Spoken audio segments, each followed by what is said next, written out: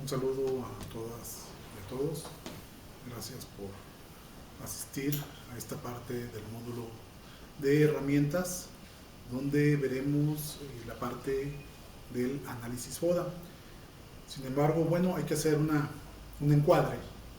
y ese encuadre tiene que ver con hacer un poco de historia.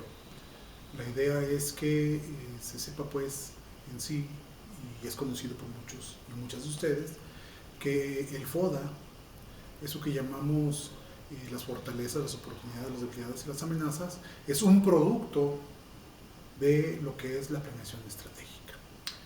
Para este encuadre también es importante que entendamos que muchas de las herramientas que se utilizan en los quehaceres públicos de manera cotidiana, los de corto plazo, los de mediano, los de largo plazo, para la hechura de las políticas públicas, de los programas, de los procesos de evaluación, etcétera, son elementos y metodologías retomadas de la iniciativa privada y del sector social o de las áreas de cooperación. Cuando uno habla de administración pública, tiene que referirse, por ejemplo, a aquellos esfuerzos que se hicieron en los 50 en los Estados Unidos de América, donde se empiezan a tomar principios de administración privada, cuestiones de sociología y un conjunto pues de elementos que al final de cuentas conformaron lo que hoy tiene que ver con la formación de profesionales en la administración pública. Ahí se tomó pues un collage, por así decirlo, de distintas materias, de distintos elementos, pero teniendo también bases de la iniciativa privada. Por lo que respecta a este módulo y en las sesiones anteriores con el profesor Alejandro, han desarrollado ustedes el conocimiento o la apropiación del mismo con distintos elementos técnicos. Uno de ellos tiene que ver con el marco lógico, y el marco lógico también es una metodología muy utilizada desde hace algunas décadas, pero tenemos que hacer hincapié que tampoco es un producto propio del gobierno, sino que el gobierno lo retoma para entrar precisamente a tener esas posibilidades de hacer diagnósticos efectivos, diagnósticos con bastante información, poder hacer un proceso de toma de decisiones, poder transitar de una parte a otra y con ello que sus quehaceres sean más efectivos, que sus quehaceres sean más precisos, más puntuales y realmente se dé el tratamiento adecuado a las causas del problema o de los problemas públicos y no como en antaño se sigan atendiendo exclusivamente los efectos. Eso es muy importante porque el día de hoy hablamos de presupuestos basados en resultados, hablamos de la nueva gestión pública. Esa nueva gestión pública que debió atenderse en este país desde el 2007-2008, cuando se firma un convenio con la OCDE por parte de nuestro país, que tiene que ver con derechos humanos en materia de transparencia, en materia de participación ciudadana, la cuestión de la gobernanza y otros elementos que al final de cuentas nos dicen que debemos de ser más certeros desde el gobierno en la formulación de planes, de programas, etcétera, y darle un conjunto secuencial a todos los procesos que conlleva esto. Desde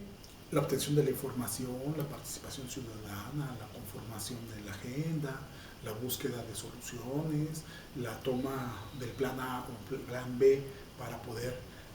incidir, las cuestiones de implementación, los procesos de evaluación ex ante, durante y el ex post, y todo lo que venga de manera posterior con el objeto pues de atender lo que propiamente es las necesidades de la sociedad en sus distintos temas, sobre todo en nuestro caso y en muchos otros con lo que tiene que ver con la pobreza. Entonces, si habláramos por ejemplo del caso del marco lógico, nosotros diríamos que el marco lógico es un producto de hace algunas décadas donde algunas instituciones, por ejemplo la GTZ alemana o el USAID, que es la cooperación norteamericana, son los primeros que empiezan a utilizar este instrumento y propiamente se desarrolla en 1969, mientras en nuestro país lo estamos retomando desde hace poco tiempo por comentarlo, ¿no? El día de hoy esta herramienta, esta metodología es utilizada por entidades financieras como el Banco Interamericano de Desarrollo, países como el nuestro, en Europa, en Colombia, la Unión Europea en general lo toma como un elemento importante para decidir finalmente por dónde conducir sus quehaceres. Pero volviendo a las cuestiones de planeación estratégica, queremos comentar que, bueno, la planeación estratégica es un producto no necesariamente de la mitad del siglo pasado. Sus bases y sus principios son de orden político y militar, de manera tal que cuando de repente escuchamos a veces en los ámbitos intelectuales y políticos, hay quien habla, por ejemplo, del libro del Sun Tzu, que es el arte de la guerra. Y entonces el general ahí describe cómo es posible vencer a un ejército a partir del estudio de los medios, de la naturaleza, de saber qué es con lo que se cuenta, del estudio del enemigo, qué ventajas se pueden tener, las circunstancias reales y no reales y aquellas ficticias que incluso se pueden establecer para tener éxito en un conjunto de campañas de carácter militar. Tenemos otro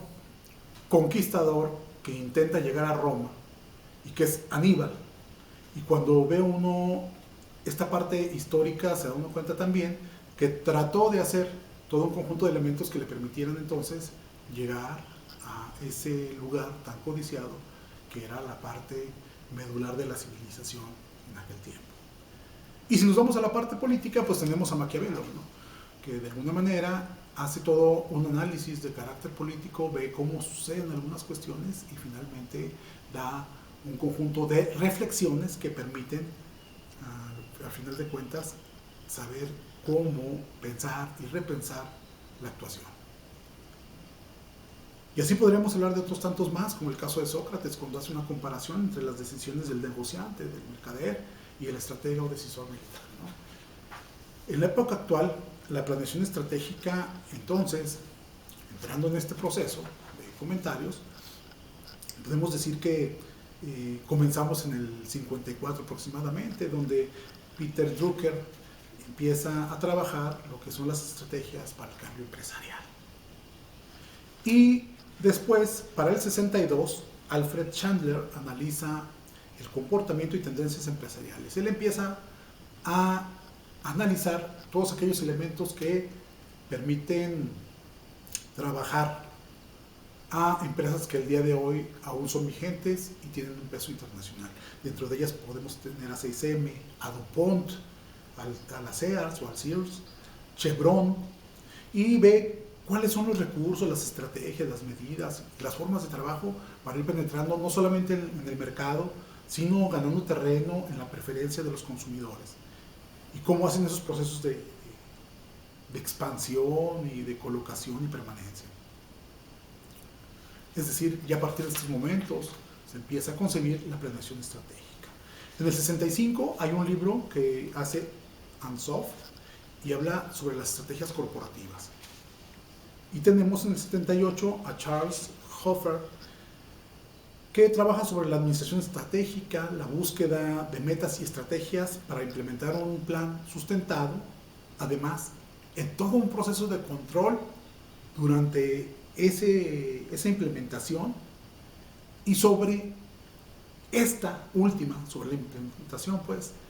el realizar todo un conjunto de procedimientos que permitan entonces mantener, ojo, un control directo sobre lo que se quiere hacer. Entonces,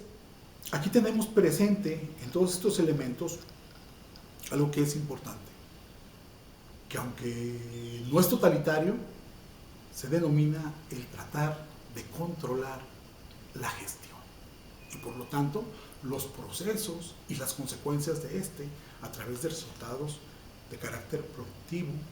de carácter efectivo, con la utilización de los recursos, de los medios, de los instrumentos, de las alianzas y de todos aquellos elementos que entran dentro de ese objetivo y dentro de esa meta que estamos tratando de alcanzar. Es decir, todo un conjunto de elementos controlados a través de interacciones propias, reconociendo totalmente a cabalidad lo que puede hacer el espacio, la institución o en este caso la dependencia gubernamental donde estamos inscritos o a donde pertenecemos y que finalmente tiene pues un conjunto de ventajas, un conjunto de oportunidades, un conjunto de desventajas que es importante ir sanando, ir tomando para poder cumplir con lo que el día de hoy están esas instituciones inscritas, incluso dentro de su ley orgánica o dentro de la importancia que tiene tal o cual sector para la población y para el propio gobierno. Tenemos que ser muy cuidadosos porque el día de hoy se ha tomado a estas alturas un conjunto de herramientas, metodologías e instrumentos para poder alcanzar entonces un manejo más adecuado, insistíamos desde el principio, del propio quehacer gubernamental. Entonces hoy podemos hablar de plan, de planificación normativa, de planeación participativa, de planeación estratégica, etcétera, pero no podemos decir que única y exclusivamente con una sola herramienta podemos entrar a trabajar la solución del asunto o el problema público. El día de hoy quizá la parte más endeble sea el órgano de gobierno municipal, donde todavía encontramos pues quien a través del corazón o de la víscera gobierna, sin ir más allá de un proceso de análisis profundo, de toma de decisiones, de búsqueda de alternativas, de observar las capacidades estatales. Las capacidades, nos referimos pues a que los tres órdenes de gobierno tienen funciones, pero también tienen esas capacidades a partir de lo que tienen, de lo que ellos poseen, pues. Y es muy importante entonces, en planeación estratégica, que determinemos los problemas, que sepamos qué actores y actrices están insertos, los tiempos, si estamos en una situación A, cómo llegamos a una situación B, pero en ese transitar hay todavía algunos procesos que atender, cuáles son los cambios, cuáles son los controles que debemos de tener, cuáles son los objetivos, cómo priorizamos la problemática y también incluso sus objetivos, con qué métodos, cuáles son las mejores soluciones y cómo podemos hacer los ajustes, no solamente en el hecho de pensar en la solución, sino en el mismo proceso de actuación o de implementación, para entonces obtener resultados muy distintos. Esto nos lleva a un primer tema, que es el valor social. Cuando hablamos del valor social de la empresa o de la organización institucional, como en el caso de nosotros, nos referimos a la misión, a la visión, a los objetivos políticos, como un conjunto de esfuerzos sistemáticos que deben profundizarse para atender un tema en particular. Es con esto pues que damos comienzo en esta parte del tema de herramientas con planeación estratégica. Quiero comentarles que tienen un documento, una bibliografía de Gil P. Cepal, que es básicamente un conjunto de láminas sobre planeación estratégica muy didácticas, y vamos a trabajar este apartado a través de equipos de 2 personas. Es importante leerlo todo porque a partir de ello vamos a revisar la institución a la que pertenecemos, o si hay un equipo que tiene 2 personas que son de distintas instituciones, pues lo importante es que se pongan de acuerdo y solamente se trabaje una, para ver si tenemos esa misión, esa visión, ese valor social, real, o solamente fue un compromiso, o lo podemos mejorar, para hacer realmente un análisis de planeación estratégica y poder hacer al final de cuentas un FODA que nos permita dilucidar si es necesario agregarle valor a las acciones que hacemos o a las acciones que hace nuestra institución. Es decir, es importante hacer una retrospectiva y vamos a ir viendo durante este poco tiempo que vamos a trabajar con ustedes esas acciones para que podamos hacer ese verdadero análisis. Por lo regular, cuando utilizamos la planeación estratégica, luego lo pensamos en el cuadro de qué es lo nuestro, cuáles son nuestras fortalezas y nuestras debilidades, y qué es lo externo, las oportunidades y las amenazas. Sin embargo, en realidad solamente usamos una cuestión parcial, porque no hemos entrado en profundidad a observar simple y llanamente si la institución es pertinente o no es pertinente. Y voy a poner un mal ejemplo que pongo en distintos lugares. A partir de los acuerdos de Beijing, hablando de equidad y perspectiva de género, hay en este país un pronunciamiento, al igual que en el resto de América Latina y otros del mundo, obviamente, a favor de ir construyendo mejores escenarios que liberen de violencia a las mujeres, que les generen procesos de empoderamiento y otras acciones, ¿no? En este país se construyen los institutos municipales de las mujeres, o relacionados con las mujeres, los institutos estatales y después las secretarías de las mujeres. Pero cuando vemos, por ejemplo, el caso de los institutos municipales de las mujeres y observamos qué personal tienen, qué actividades realizan,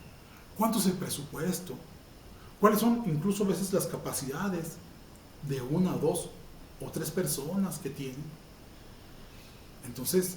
lo que vemos es que hicimos un proceso para cumplir solamente con un acuerdo, pero en realidad no hay esa convicción de atender de manera fehaciente, de manera planificada, de manera estratégica, de manera conjunta con la sociedad a través de un proceso de gobernanza, etcétera, los temas que tienen que ver con la equidad y la perspectiva de género. De forma tal que a veces podemos encontrar entonces que hay cuestiones que se han creado, que sí son necesarias, pues, y lo dejo subrayado, pero que a final de cuentas no le hemos dado el peso específico que deben de tener.